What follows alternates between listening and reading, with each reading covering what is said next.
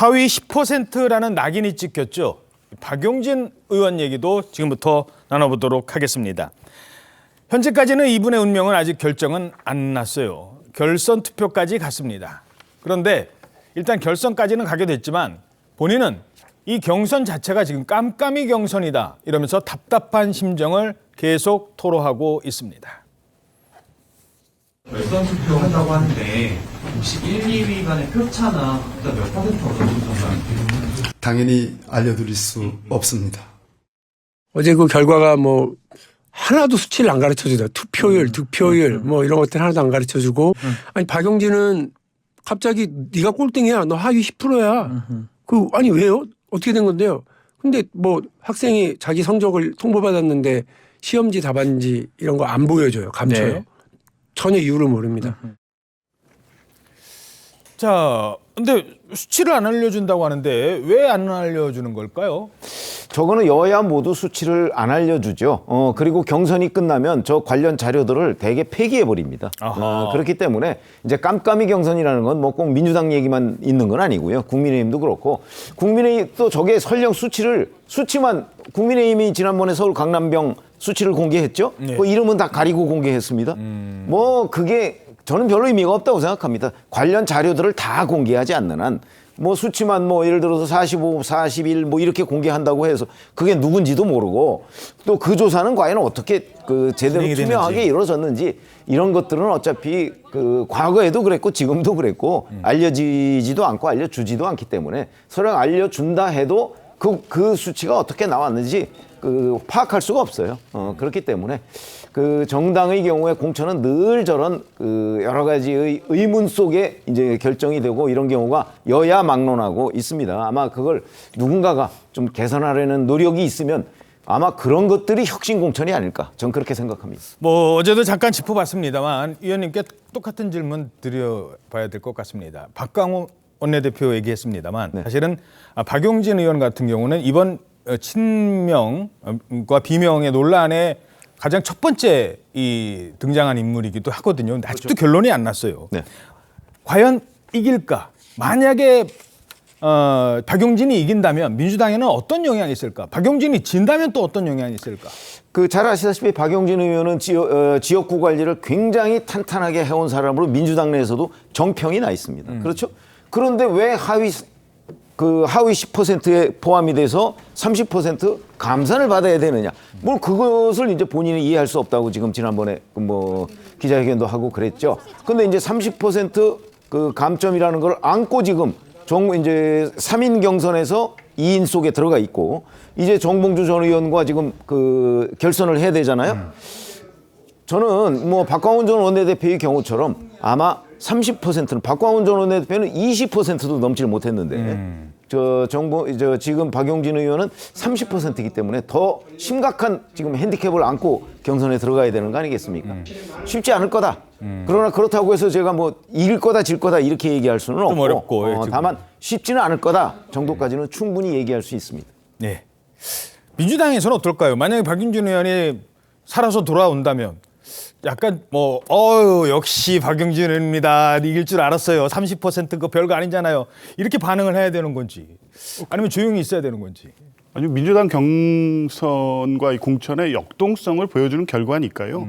지도부나 일부 의원들 중에는 탐탁치 않게 생각하시는 분들도 있을 수 있지만 어쨌든 이 시스템을 통해 가지고 뭐 이재명 대표의 우호적인 분들이 상당히 많이 이번에 본선에 나왔고 그런데도 불구하고 30% 감산까지 받고도 이 시스템을 통해서 그 당원들과 국민들의 선택을 받았다고 하면 이 공천 시스템이 잘 됐다는 증거이기 때문에 그 자체에 문제가 있거나 이런 게 아니라 오히려 민주당에서 환영할 일이라고 봅니다. 예, 알겠습니다.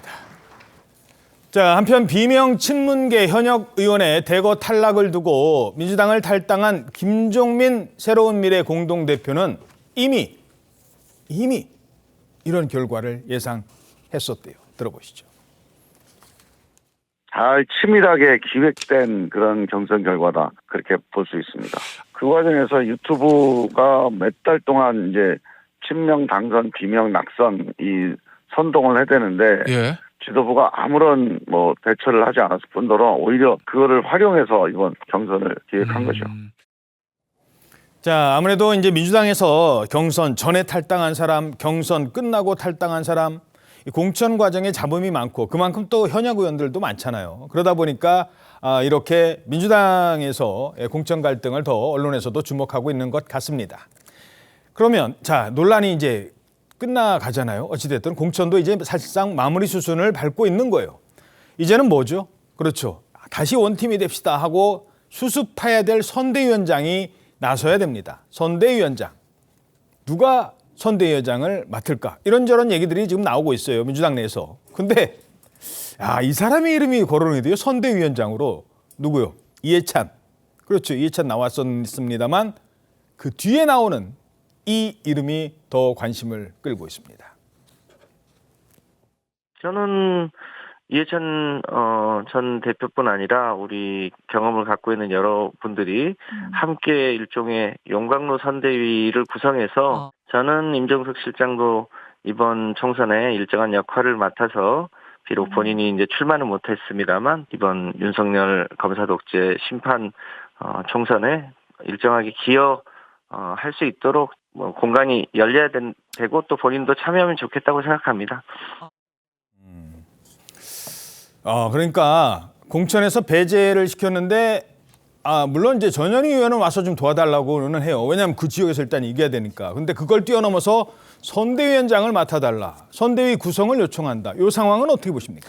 저게 지금 뭐 김성환 의원이 본인이 이렇게 얘기를 하지만은 뭐 민주당 전체적인 입장이라거나 확정된 방침은 좀 아닌 것 같고요. 실제로 뭐 민주당 관계자 발로도 뭐 우리가 제안한 적 없다. 뭐 그런 보도가 나오기도 했습니다. 또 임종석 실장, 전 실장 측에서도 그런 제안 받은 바 없고 일단 본인이 좀 휴식을 취해야 되는 상태다. 그렇죠. 네, 족저근막염으로 지금 뭐 불편하다고 합니다. 그래서 당분간은 좀 쉬어야 되는 상태라고 하고요. 그리고 또 일단 또 임종석 실장이 나서게 될 경우에 당 일각에서 또 좀 우려하는 게 운동권 청산론이 다시 한번 또 불거질 수 있다. 뭐 그런 우려도 있는 것으로 그렇게 알려지고 있습니다. 예, 임종석에게 선대위원장을 맡기기로 하겠다는 구상은 어떻게 분석하세요?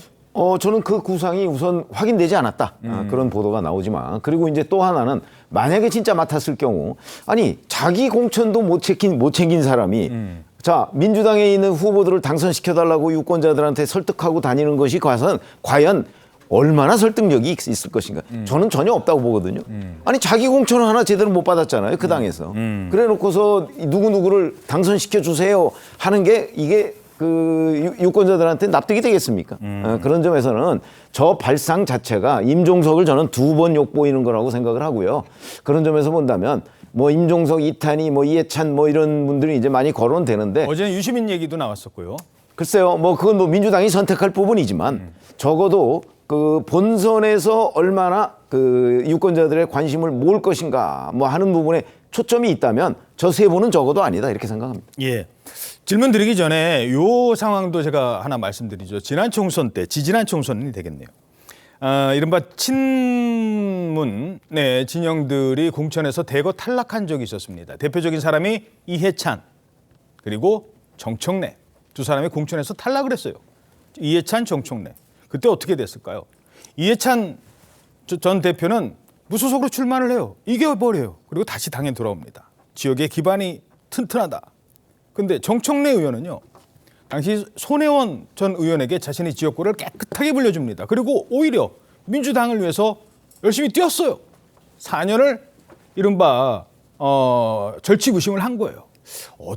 임종석에게는 어떤 선택지가 놓여있고 물론 이제 출마는 안 할 것 같고 때를 기다린다. 근데 가까운 8월을 기다린다. 그러니까 이재명 대표의 어떤 총선 이후에 흔들림이 있을 것이다. 아니다. 더 기다려본다. 어떻게 보십니까? 제 생각에 8월을 당장 생각하고 준비하는 정치 행보를 할 것 같지는 않습니다. 일단 그렇게 비춰지는 순간 이번 총선에서의 민주당의 패배를 전제해야 됩니다. 이재명 대표의 리더십에 심각한 균열이 온다는 걸 전제해야만 8월에서 의미 있는 당권 경쟁을 할 수 있게 되는 것이거든요. 그래서 8월 전대 준비 얘기가 나오는 순간부터 임종석 전 실장에 대한 또 다른 비판의 문제가 계속 나올 수밖에 없어서 선거를 앞두고 어떤 역할을 하시게 될지는 모르겠습니다만 적어도 정치 행보를 한다면 민주당의 통합을 위한 어떤 행보를 하는 것이 맞고 그 이후에 정치적 전망을 세운다고 하면 당장의 8월 전대가 아니라 다음 대선까지 가는 과정에서 당내에 이재명 대표에 대해 비판적인 입장을 가지신 분들이 있다면 예. 이분들과 어떻게 민주당의 미래를 설계하고 어떻게 민주당이 가야 될지를 장기적으로 준비해 나가는 선택을 할 가능성이 높다고 봅니다. 예.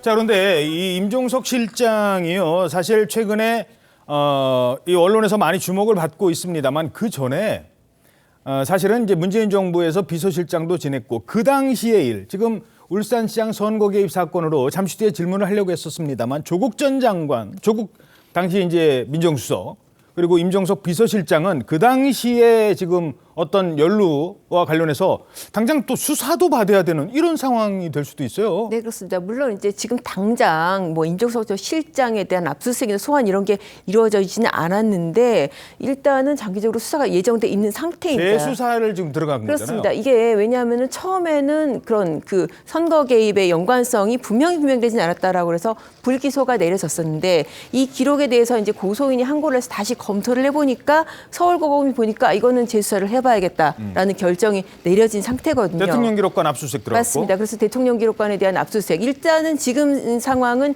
기록에 대한 압수수색을 통해서 전반 상황을 다시 점검하는 거기 때문에 당장의 총선을 앞두고 뭐 소환 조사라거나 압수수색이 이루어지기는 조금 이른 단계이긴 합니다만은 어쨌든 수사가 예정돼 있다는 상황도 조금 배제하기 어렵긴 합니다. 그러니까 8월 전당대회 준비한다는 것도 염두에 둔다는 것도 임종석 실장의 어떤 로드맵에는 큰 변수가 일단 있는 상황이잖아요. 지금 수사라는. 아니, 예를 들어서 이런 거 생각해 보시죠. 이번 총선에서 민주당이 승리한다. 그러면 이제 민주당은 완벽한 이재명 당으로 승승장구해서 2027년 대선까지 아마 가려고 할 거예요. 예. 이재명 대표가. 그때 임종석 위원장의 공간은 없어요. 그렇죠?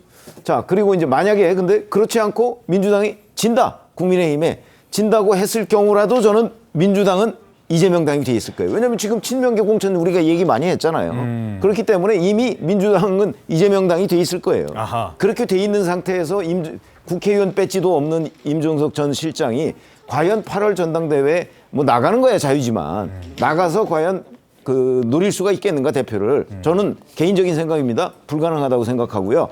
그것도 불가능한데 2027년 대선 그건 더욱더 불가능하다 이렇게 생각합니다. 알겠습니다.